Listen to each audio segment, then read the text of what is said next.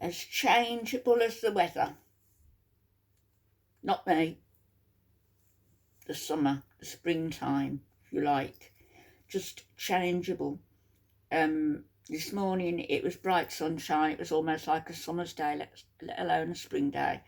And then this afternoon the heavens opened. I just got my washing in time. Oh, you might ask me where I get all my washing from, right? Well, I'll tell you. I wash my own curtains, I dry them, I wash all the cushion covers. I like to get everything done in the spring, so in the summer everything is nice and fresh and beautiful. So that's where my line pools of washing come from. Anyway, yesterday I came across this video. It came across me, actually. It came up in the newsfeed, and I ignored, and because I wasn't interested in watching it really, and I clicked off looking for something else, and then a bit later it popped up again, and I thought, well, maybe I should listen to a little bit of it. So I did, and I listened to it, and I listened to it until the end. It was called Advice from an Old Man. I think that was the title of it. I'm going to put it in the description here. Advice from an Old Man. And I listened to it, and I just found it amazing. This man's life, how he wasn't embittered about anything. He pushed himself to get what he needed. He's giving advice to youngsters now who, the whole world ahead of them. Well, all of us really, when you come to think of it, even like at my age, which people like to keep bringing up. Well, let me tell you, it's not my age that is my problem. It's the fact that I'm living on borrowed time anyway. I've got that much wrong with me that I haven't spoken about on here. That I am living on borrowed time, and I know that I am. So every day is a bonus, and every day is a day that I'm meant to live. I don't know why. I don't know what God's got in store for me, but he certainly has something, because there's every reason that I shouldn't be here.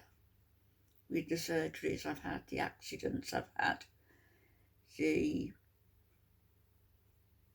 other things that have happened to me that I don't talk about. And as I say, I'm living on borrowed time. And so every day I wake up is a bonus, even though it may not seem like that to me when I'm in the throes of misery, because I'm alone. But don't think ever that I'm not grateful. Don't think ever that I don't have a very deep faith in God, because I do, and I always have had, even though it might, Catholicism brought up very strictly, always questioned it. Church of England, no go, Henry VIII, out my door. Buddhism, I like the premise of Buddhism. Lots of different things that I think about, but at the end of the day, I'm just a child of God, and I live my life, along with all its flaws.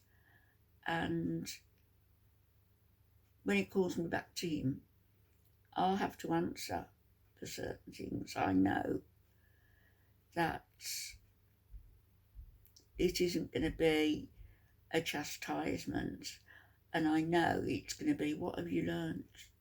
Did you learn from this experience? And I think the answer from me most of the time is going to be, yes, I did learn. And to my great sorrow, I learnt too late. did learn. Anyway, this man, Bernard Albertson,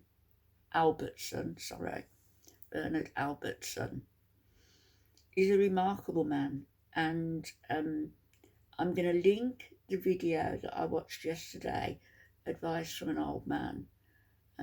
I left a comment, actually, you'll see my comment, probably. That isn't the video I'm going to share with you today, though. This is another one that he did when he was 67. The funny thing about it is, I watched his video all the way through, and there was certain things that did hit me. You know, I thought, oh, I recognise this, I recognise that, I recognise Alfie and I doing this. And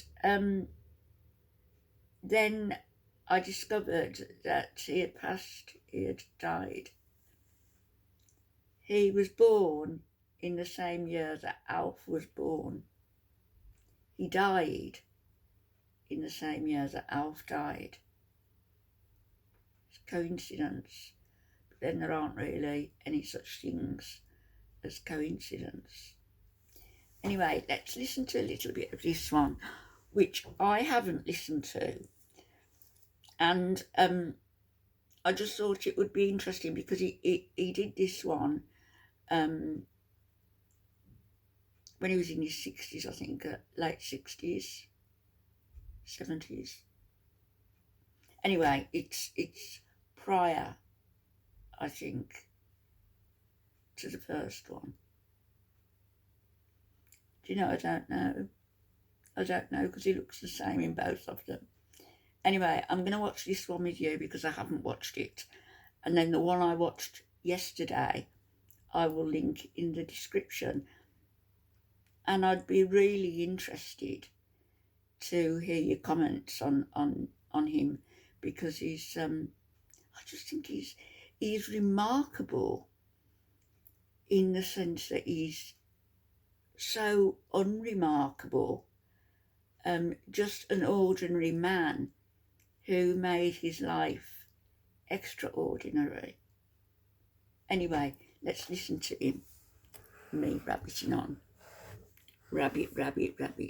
So this is Bernard Albertson, and he's starting off by telling us that this is his life. He's telling us about his life. I started it a little part in because there was a lot of, you know how we are when we rabbit on, and at the beginning I do at every video. So I've started it about 5-6 minutes in. And here we go. I was born in 1938. Same year as Alf. And I remember a lot of things. I remember the milk freezing out the top of the bottle and popping the cap off. I remember seeing and following, chasing mule-drawn wagons where a man would throw a leather cover over his shoulder and grab a 50-pound block of ice and take it into a refrigerator or an ice box. My mother had one of those. I remember riding the old steamers across the continental United States to California as a youngster. Did that many times. That thing would belch black coal smoke and blow steam, and I can still remember the sound of that whistle as she'd come into a town or a station to pick up passengers or let off passengers. I remember all of those things. I remember my dear mother, who was 5'10". Wow. Excuse me, 4'10". Oh. Having wooden blocks put on the accelerator and the brake pedal and the clutch pedal, and how she never allowed anyone to beat her across an intersection. An interesting story, she always drove Studebaker convertibles. Oh. And her and I were going across country one time to San Diego to see my father. When his ship came in, he was in the Navy for many years. World War II in Korea, very highly decorated man. He was commissioned by the Secretary of the Navy to take bodies back after the war and preside over funerals. But I remember driving across country in that Studebaker convertible, and we were in New Mexico somewhere on Route 66, and a sudden snowstorm came up. And Mom couldn't see. where she was going, so she pulled over to the side of the road. And we sat there for a while, and a big old auto hauler pulled up and stopped, and a man got out and came over and knocked on the window. The mother rolled the window down, and he said, "Are you in trouble, ma'am?" And she said, "I just can't see the road." We just said, I don't know what that noise is in the background. He must have some sort of a fan or air conditioning going on. It's not me. It's actually on his video. He said, "Well, there's a little town up ahead." And he said, "I'm going to pull up and start out." And he said, "You keep my taillights in sight." But he said, "Don't get too close, or you and that boy there will end up in heaven somewhere." So Mom said, "Okay," and she looked at him and said, "You're an angel." And he said, "No, ma'am, I'm just a truck driver." So we went on into town, and Mother paid about $2 for a motel, and that's another story. She never rented a motel room unless she could see it first, and it had to have a radio. Anyway, she told that man, "You're an angel." He said, "No, ma'am, I'm just a truck driver." And the dedication in one of my children's books called Angry Angel is a dedication to the truck drivers. Until the day my mother died, she believed that all truck drivers were angels. Just a little story of my mother and one of my experiences. But you know, as time went on, I grew up in a little town called Chula Vista, California, for the most part, and Crawfordsville, Indiana, for the other part. But as time went on, when I was about, 16, I found myself standing on a street corner in Chula Vista, California, watching my parents and my little brother drive away. And I was just standing there. Well, when that happens, you learn real quick who you are. You learn to grow up. And that's what I did. I went to work in a Shell filling station for a gentleman by the name of Charlie Booker in Chula Vista, California, for $1 an hour, changing tires, pumping gas, wearing that old Shell uniform with the bill cap on it like the policemen wear. And I worked 90 hours a week. Huh? And next to that filling station was a vacant lot. There was an old car on that vacant lot, and I lived in the back of it. And I took baths in the filling station restroom and washed my privates in the filling station restroom. I only had one set. And when I get real hungry and wouldn't have any money, I'm ashamed to say that the grocery store that was 2 blocks down the street, I would occasionally snitch an apple. But you know, the grocery store manager knew that. He knew me. He traded where I worked. And he never said anything. Now, I didn't have a trouble with alcohol or marijuana or anything else, but I had dropped out of school. I didn't finish the 10th grade. And I was a ball player and an athlete. But you know, I never considered myself to be a loser or to be stupid. I never lost confidence in who I was. And in the back of that old car, one night, in tears, I think, if I remember correctly, I found God. Of course, he always knew where I was, and from that time to this time, he's never left my side. But time went on, and shortly after I'd been at that filling station for, I guess, a year, I joined the U.S. Coast Guard. And in going to the Coast Guard meetings, I moved back to Indiana. My father called and said, "Come home." So I came home. And I couldn't attend the meetings anymore, so I joined the Army. And took my basic training at Fort Knox, Kentucky, and shipped out to Europe. And as a result of those 2 services, I have an honorable discharge from the U.S. Coast Guard and one from the U.S. Army, of which I'm very proud. But in the Army, I found that I really couldn't read and write too well. It's something that I just didn't pay attention to, like most kids. And so I determined to improve myself. And the first book that I bought to read was a Louis L'Amour Western. It had 198 pages in it. But I couldn't understand all the words, and so I went and got a dictionary, a Webster's dictionary, and about every other word, or every fifth word, or any word that I didn't understand, I would look up. And this is how to do it. So that's how I taught myself to read. And it wasn't long before I could read 3 or 4 books at a time and know where I was in every single one of them. And I became hungry for knowledge, for learning. And I read constantly. And my writing skills began to improve because about that time, or a little before that time, I had begun to write. The first thing I ever wrote was a poem to my mother. And to this day, I condemn myself for not saving it. I think she had it, but it's been lost somewhere, as I believe. And I got out of the service and went back to Indiana and got a job. And I met this young girl. And at that time, I was working for Sears in Indianapolis. We got married and had 2 kids, Lisa and David. And I suddenly decided that I wanted to move back to the West Coast, which is what I did. And I transferred to Sears out there, and we had another child, Hannah Lee. And that was a good time in my life. But time went on, and we moved back to Indianapolis. And my wife became ill. We had purchased a home, and I'd started a couple of businesses. I had a construction business. I had worked for the post office in California and transferred back to the post office. You see how it just slides over these construction business, and she'd started a dog grooming business. Now this was in about 1972 or 1973. The ability to get on.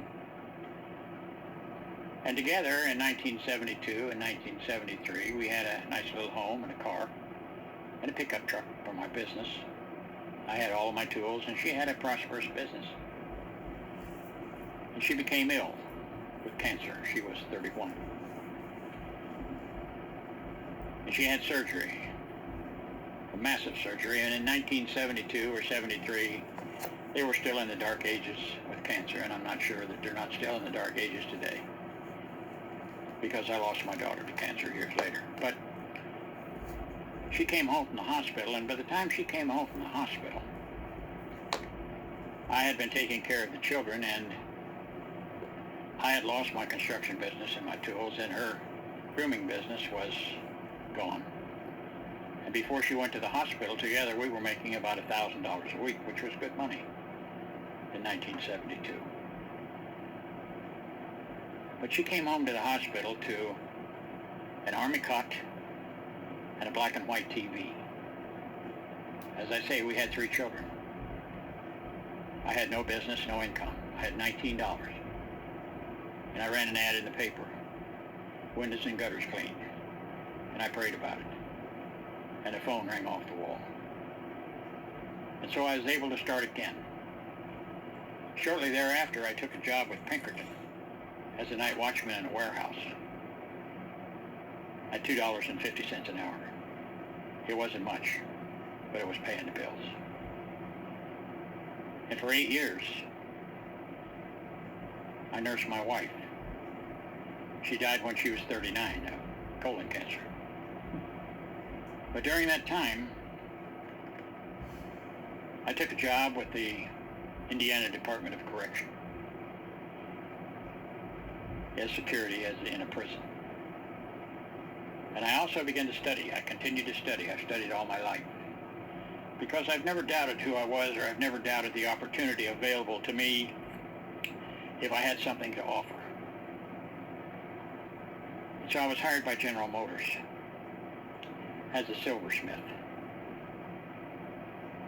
And while I was at General Motors, I noticed that they were having thefts in silver, and so I wrote an article about it and sent it to their head of security, and before I knew it, I was working for security in General Motors with a secret classification, and I worked there for 15 years and retired at the age of 53 with a pension and insurance, which was later canceled by General Motors. But I still draw the pension. After I retired from General Motors, I believe that was in 92, I went to work for the Catholic Church in Plainfield, Indiana. As a matter of fact, my wife went to work at the Catholic Church with me. She worked all one summer for nothing before they hired her, actually. And we took care of the school and the church. And we were there for 12 years. And during that time, I had, on different occasions, parishioners and even priests come to me and ask me to pray with them. And I could never figure out why. I just did not know, but I gladly did. It was an honor. And also during that time, I would have people in my own family and people that were not in my family call me to their bedside, their deathbed, and to pray with them. And again, I never knew why. I've never considered myself that worthy, but it was an honor. And so that's pretty much been my life over the years. Never been terribly successful. Always been motivated and always cared for people. So I'll go on here, but I thought I'd share that a little bit with you because many people don't really understand Catholics, and I can tell you, they're wonderful, wonderful people. We came to know them in 12 years, and we loved them, and they loved us. But I'll go on with the rest of the story. Throughout my life, I've always reached out to better myself. I've always noticed that people are constantly in need of help. And to help them is something that gives you great pleasure. At least it does me. During the time that I was at General Motors, I began to write books. Christian children's books. My first novel was called Nancy Crispin Wilbur, Indiana Woman, which was a historical Western romance, very accurately portrayed historically. And the second book I wrote, novel, some years later, which actually is part of a trilogy, is called Copper Penny, again, a historical Western romance. Now, in the meantime, I wrote several children's books, Christian books. I've always believed that children are much smarter than people give them credit for. I know for a fact that they can follow a storyline, and I've never been really interested or the least bit motivated to make what they call flip books or picture books. Children are very perceptive. And so my children's stories always run from at least 600 to as much as 2,500 words. And almost every children's story that I write is about a challenged child. And the reason for that is many of the children that I knew while I was growing up had polio. And they had to overcome polio every single day. And so the books that I write about challenged children are set so that the children must overcome adversity, must learn to be the heroes and the heroines of their own lives. And there's always a Christian message in there the way I write it, because they're uplifting. They let the children know that they're important. And if you ever want to feel love, really, really feel love, you have a challenged child give you a hug. If it doesn't bring tears to your eyes and joy to your heart, I will be very much surprised. So that's been my writing over the years, and I have a worldwide Bible study, as I told you before. And I've written Bible books. Almost every book in the Bible, or many of them, I have written books about. Some are paperback, some are what they call e-books. And when we finish Revelation, I will publish that in a paperback, and I will eventually, God willing, publish the entire New Testament in a paper. I kneeled before him, and he put his hands on my head and gave me a new name. Now, my wife had been sick for 8 years. And I said, what name did he give you? And she said, I can't tell you. I was told not to say anything. And a few hours later, she was gone. But she told me what heaven looked like. She told me of the colors, of the relatives that she saw, and on and on. We have more to talk about. I hope you're enjoying this. I know it's out of the norm, but I've been asked so many questions about my personal life and about my writing, about my Bible ministry, that I thought perhaps that I would just share that with you today. After my wife and Donna and I had been married a 3 years, we had a son named Jason. And he's the one with the brains in the family. Very artistic, very articulate, very stubborn.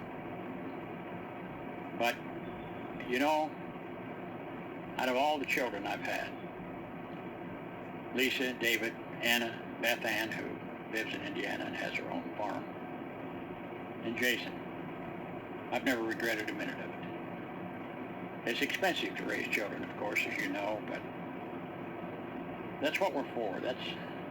That's what we need to do, is take care of our families. But time went on, and during the last 35 years, I've written many books, most of which are available on Amazon.com under my name, Bernard Albertson. Sister link is in the But just description, because you write in my books doesn't mean description. that you're going to be rich. An old man told me many, many years ago, writers write because that's what they do. A writer is compelled to write. And so we do. Those that become wealthy are selected by publishers that do a lot of advertising. It's all about money. But I find that writing Christian things, Bible books and children's Christian books, aren't going to make you rich. Nobody's dying in them. They are in the Bible books because, as you know, the Old Testament is so full of violence, and the New Testament is full of violence, that if people would take time to read it, they would think, this is much more interesting than what I've just been reading. But that's not the case. Nevertheless, over these many years, I have published many books. I've kind of slowed down in the last 2 or 3 years because my main interest is in my ministry. You're welcome to join that if you like. But I've had a good life. It's been a struggle. Been very hard. A lot of heartache. A lot of tears. But I never lost sight of who I was. I always knew that I could climb the ladder. And that seems to be what I miss most about some of the young folks that we have today. Anything worth having is worth earning. That's always been my philosophy. Anything worth having is worth earning. But as I say, I started watching an Iceman pull ice off of a mule-drawn wagon. Saw the first jet airplane. I've seen old men rub molds and remove them from hands. That happened to my sister. I pushed a heavy old iron lawnmower. So I've done many things that through the years would surprise many people. Some of the best times of my life were when the cars in the 30s, 40s, and 50s had their own what I call personalities. Mm-hmm. Beautiful things. Before everything went so modern. Children anymore, I doubt if very few of them have ever hoed a garden, or detasseled corn, or dug a ditch. One of the first jobs that I had when I was 12 years old outside of carrying newspapers was shoveling sand for a cement mixer to lay the sidewalks in a town. That was when I was 12. So life is full of ups and downs, but I have a saying. Life is sweet, bumps and all. Well, I love you guys. Listen, if you like our videos, subscribe. If you want to leave a message, leave a message. I can't get to them all, but I try to do the best I can. Thank you, Bernard. I hope you've all enjoyed I'm a healthy this old man, for a change. cantankerous old fart, and I love you guys. I'll see you. Bye-bye.